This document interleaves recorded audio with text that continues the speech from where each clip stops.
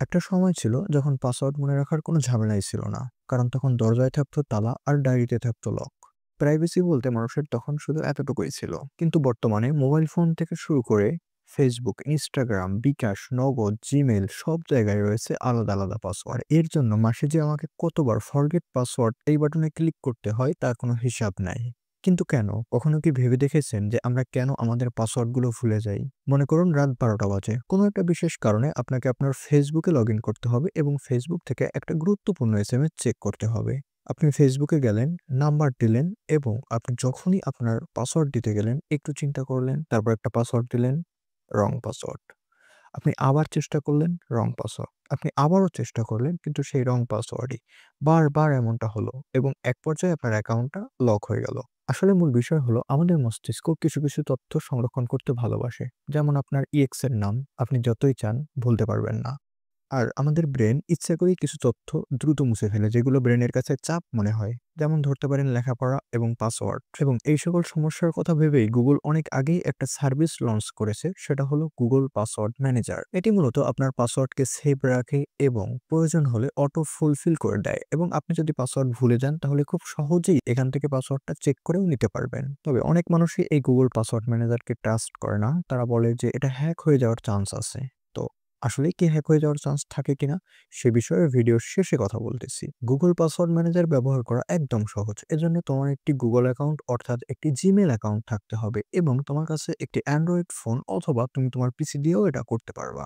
যখন তোমার অ্যান্ড্রয়েড ফোনে একটি গুগল অ্যাকাউন্ট লগইন থাকবে তখন তুমি কোথাও নতুন পাসওয়ার্ড সেট করতে গেলে বা কোথাও পাসওয়ার্ড দিয়ে লগইন করতে গেলে দেখবা একটা অপশন আসবে সেভ পাসওয়ার্ড। তুমি যদি পাসওয়ার্ডটাকে সেভ করে রাখো, এরপরে তুমি আবার যখন লগইন করতে যাবা তখন অটোমেটিক গুগল পাসওয়ার্ড ফুলফিল করে দিবে। তো তোমার ফোনে যদি গুগল পাসওয়ার্ড অটোমেটিক অ্যাক্টিভ না থাকে বা তোমার জিমেল লগইন করার পর যদি গুগল পাসওয়ার্ড সাজেস্ট না করে তাহলে তুমি সিম্পলি চলে যাবে সেটিংয়ে এবং সেটিংয়ে যাওয়ার পর একটু নিচের দিকে স্ক্রল করবা, করলেই একদম একটা অপশন পাবো গুগল লেখা। গুগল লেখাটা তোমার ফোনে অন্য কোথাও থাকতে পারে, একটু খুঁজলেই গুগল পেয়ে যাবা।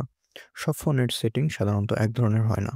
তো গুগল লেখাটার উপরে ক্লিক করার পর একটু লোডিং নিতে পারে। দেখো এই পাশে একটা অপশন রয়েছে অল সার্ভিস লেখা, এখানে ক্লিক করবা এবং এই অল সার্ভিসে আসার পর এখান থেকে নিচের দিকে যাবো একটু। এখানে একটা অপশন খুঁজে পাবো অটোফিল উইথ গুগল।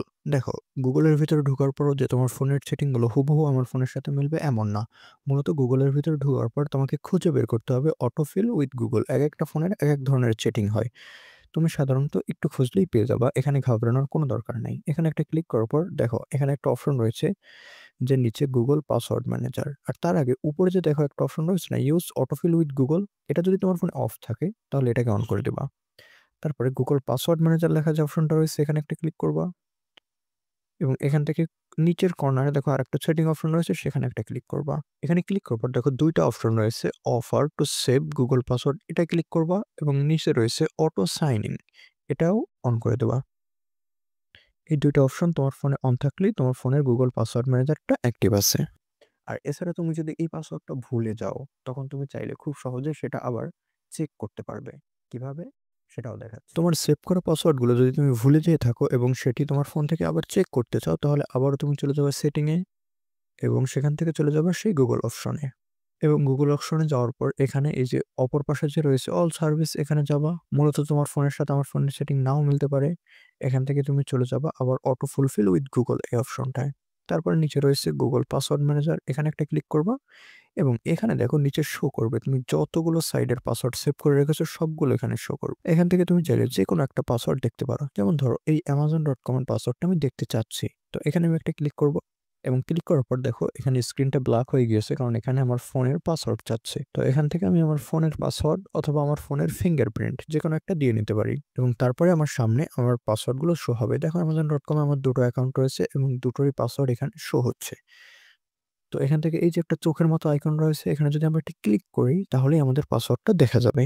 আর আরেকটা বিশেষ দ্বিমত আছে, সেটা হলো আমরা গুগল পাসওয়ার্ড ম্যানেজার ব্যবহার না করে যদি আমরা ডায়েরিতে বা কোথাও পাসওয়ার্ডটা লিখে রাখি, হ্যাঁ, আমরা ডায়েরি বা অন্য কোথাও পাসওয়ার্ড লিখে রাখতে পারি। তবে সেক্ষেত্রে একটা ঝামেলা আছে। তো সেক্ষেত্রে আপনি যদি পাসওয়ার্ড আপনার ডায়েরিতে লিখে রাখেন, তাহলে সবসময় আপনার সাথে এরকম একটা ডায়েরি নিয়ে ঘুরতে হবে, যেটা নিশ্চয়ই খুবই ঝামেলার আর সম্ভাবনা এখন অনেক মানুষের একটা কথা আছে যে গুগল পাসওয়ার্ড হ্যাক হয়ে যেতে পারে। আসলে গুগল পাসওয়ার্ডটা সেভ রাখার জন্য এন্ড টু এন্ড এনক্রিপ্টেড পদ্ধতি ব্যবহার করে, যার ফলে পাসওয়ার্ড হ্যাক হওয়ার চান্স একদম নাই বললেই চলে।